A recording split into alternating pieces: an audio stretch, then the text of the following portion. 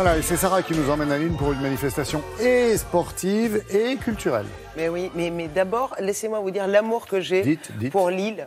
Parce qu'on ne peut pas se pointer dans cette ville en se disant, voilà, qu'est-ce que je vais visiter. Il y a forcément quelque chose de culturel. Mais quand on ne connaît pas, on tombe vite amoureux. Hein. Et on tombe vite amoureux. La ville est magnifique et il y a toujours des événements culturels extraordinaires. Donc là, ça s'appelle Sport Photo, c'est Lille 3000. Vous savez, Lille 3000, c'est simplement l'île qui a été capitale européenne de la culture et qui s'est dit, mais pourquoi ça devrait durer qu'une seule année? On va faire ça, on va appeler ça Lille 3000. Et depuis 2004, je crois, il continue comme ça à faire ces événements donc, de Lille 3000. Là, ça s'appelle Sport Photo. Il y a à peu près une vingtaine d'expositions dans toute la ville, et notamment au Tripostal, à l'Hospice Comtesse et à la Gare Saint-Sauveur, qui est devenue centre culturel depuis quelques années.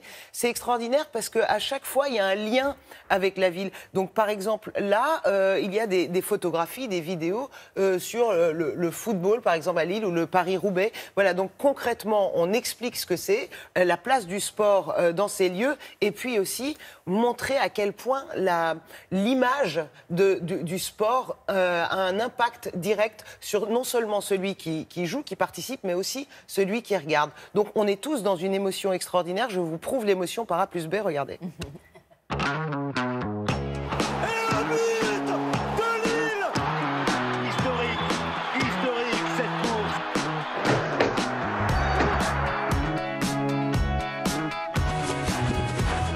L'image de sport traditionnelle, c'est l'action, c'est l'émotion, qu'elle soit positive, négative. C'est toujours très fort. C'est des moments forts pour la personne qui les vit, des moments forts pour la personne qui les regarde. Bob Martin, il a beaucoup travaillé sur les Jeux paralympiques et le handisport. Il y en a une extraordinaire. Le départ en natation d'un nageur espagnol qui a posé ses jambes artificielles contre le plot de départ. Et à la fois, la photo est un petit peu dérangeante, mais c'est un champion comme les autres. Dans ce lieu, on a décidé de concentrer les expositions sur le thème du football et de la photographie d'auteur. On a à la fois des images de la jeunesse lilloise, parce qu'on a confié à un grand portraitiste le soin de photographier les jeunes des clubs, mais aussi le travail de l'AFP sur la Coupe du Monde 2018. On est champion du monde, frérot, on est champion du monde. Historique. On fait une exposition sur le LOSC, qui est le grand club local, et au milieu de cette expo d'images anciennes, on a fait une projection de photos de la saison en cours. Un grand-père et son petit-fils peuvent visiter cette expo ensemble, échanger. Le grand-père raconter l'histoire du passé à son petit-fils et son petit-fils l'histoire du présent à son grand-père et lui expliquer les choses. Donc il y a un vrai échange qui peut se passer.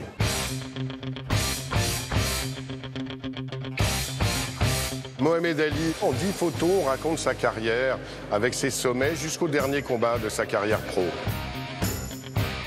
Cette photo, pour moi, c'est la plus grande photographie de l'histoire de la photographie de sport. On est en 66, le photographe a fixé un boîtier aux rampes de lumière au-dessus. C'est une prouesse technique, mais ce qu'il ne peut pas prévoir, c'est la symétrie entre le geste de victoire de Mohamed Ali, le chaos de Cleveland Williams qui tombe comme dans un dessin animé, les bras en croix. L'image, elle est incroyable, parce que c'est tout ce qui fait la force d'une photographie, la force documentaire liée à la puissance esthétique.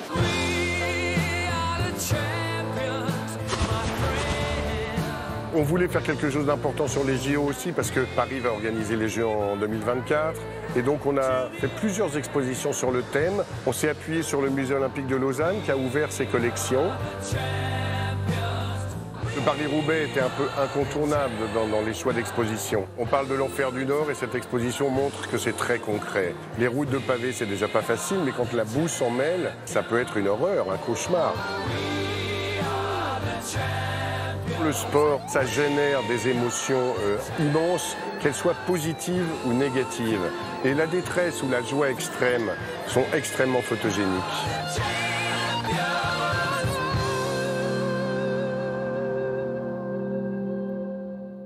Ah, il y a quand même, Sarah, des sportifs qui ont plus de talent que d'autres quand même. Oui, mais aussi des sportifs qui sont des artistes. Exactement. Et puis des photographes qui sont des artistes. Bah, regardez, quand on voit ça, c'est de l'art. Et la ville montre que les valeurs du sport, de la culture et de la République sont assez liées quand même. Donc vous avez jusqu'au 4 novembre pour aller vérifier que tout ce que je dis est vrai. Jusqu'au 4 novembre, allez. Joli message. Sarah, tout ce que vous dites, Sarah, est vrai. Donc restez fidèles à Télématin et vous entendrez la vérité. Vrai. Merci Sarah, merci Maud, merci Olivia.